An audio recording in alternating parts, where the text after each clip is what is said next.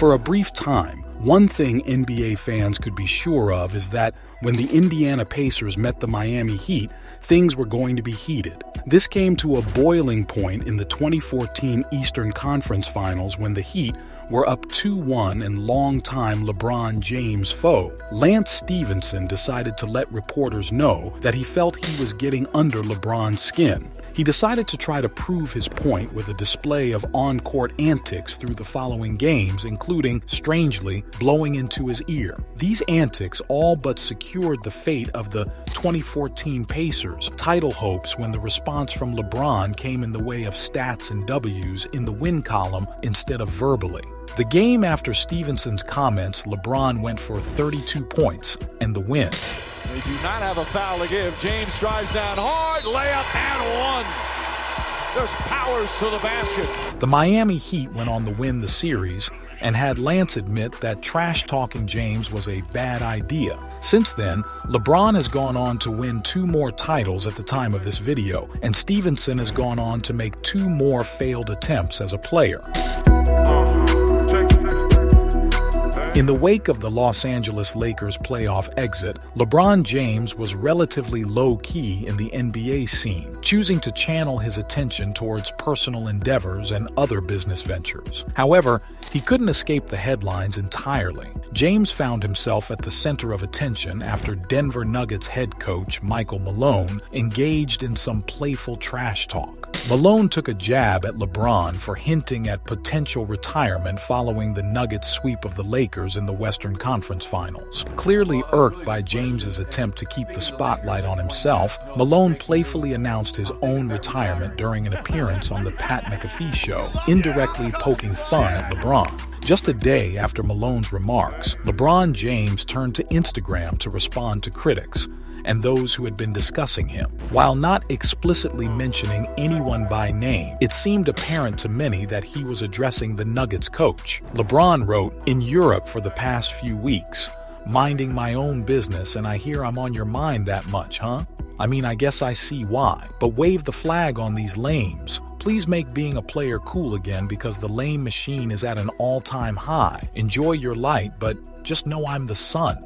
I stay on forever," alongside a photo of himself waving a flag to kick off Le Mans in France. Ultimately, the Denver Nuggets emerged as the NBA champions, holding all the bragging rights. LeBron's message was clear. He hoped they'd refrain from dragging his name into it. That's not the end of it, though, at least we hope, because LeBron still has 4 rings while Malone and the Nuggets just got their first. The Nuggets are still at the top of their game as long as Jokic is there, and while the Lakers wind down on this year's offseason, they leave the summer having a stronger team than last year and arguably winning free agency with stealing players like Gabe Vincent and Christian Wood. So this story is all but over yet. In the heat of the 2022-2023 NBA playoffs, Dillon Brooks of the Memphis Grizzlies tried to assume the role of the bad man, but his ambition unwittingly led to self-inflicted humiliation. Facing off against Los Angeles Lakers superstar LeBron James, Brooks discovered that before you can be bad, you must first be exceptionally good. The trash-talking mismatch was glaring. LeBron James, who earlier in the season became the NBA's all-time leading scorer, stood in stark contrast to Brooks, who led the league in technical fouls and shared the lead for game ejections. Despite the vast experience gap, the 27-year-old Brooks boldly called the 38-year-old James old after the Grizzlies secured a victory in the series' second game. However, Brooks lacked the skill to back up his bravado. In the subsequent game, James approached Brooks, exchanged words, gave him a menacing glare, and then led the Lakers to victory, even though he was on the receiving end of one of Brooks' infamous technical fouls, a low blow to James's groin that resulted in Brooks' ejection. After the Lakers triumphed over the Grizzlies, James again took the high road, emphasizing his focus on defeating the Grizzlies rather than engaging in a war of words with Brooks. He wanted James, he gets him. James drives, James is fouled! However, the Lakers organization took up the verbal battle for James by showcasing his career achievements alongside Brooks on the arena's Jumbotron. Their ultimate message to Brooks: "You're just not that guy." The Lakers went on to beat the Grizzlies in this series, and the Grizzlies made a public comment that they would not be having Brooks back on their roster the next season. In the midst of the 2016 NBA Finals, tensions ran high as Golden State Warriors' Draymond Green faced a one-game suspension due to a flagrant one foul, sparking controversy across the league.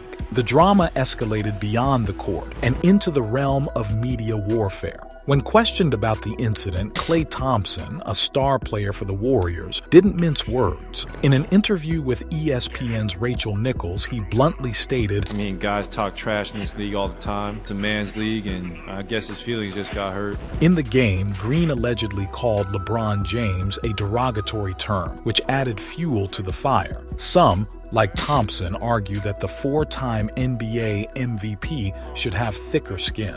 Thompson's remarks reached LeBron, who responded with a simple chuckle, choosing not to engage in a verbal battle. However, Thompson wasn't alone in voicing dissent against LeBron's handling of the situation. Even Aisha Curry weighed in on LeBron's decision to take the high road. After this incident, the Warriors lead the series 3-1. If you have been a fan of the NBA any time in the last 10 years, then you likely know the ending to this story. Whether it is, as these comments or another thing, something lit a fire under LeBron, who took the Cavs out of that 3-1 deficit to win the series, in 7 bringing the first NBA championship to Cleveland in over 60 years.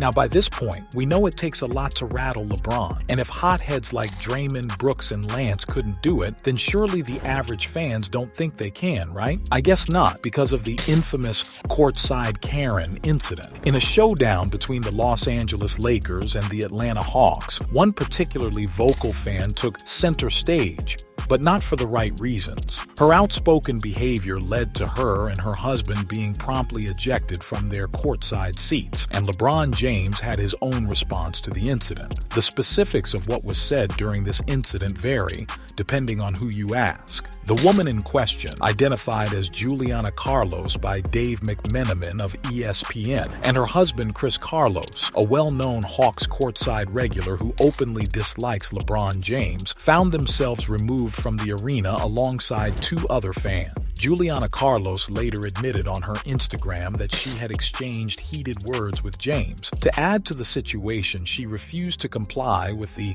then mask-wearing requests, evidently unaware that her actions would result in her eviction from the game. She eventually took to social media to apologize for her action, seemingly admitting she was in the wrong, while LeBron got the last laugh by simply tweeting, "Courtside Karen was mad forever," cementing her with the wicked nickname. Trash talking in sports has its place, but the lesson here is that it's ineffective when you can't back it up, or when you're doing it to the NBA's all-time leading scorer. Attempting to get into James's head proved futile time and time again.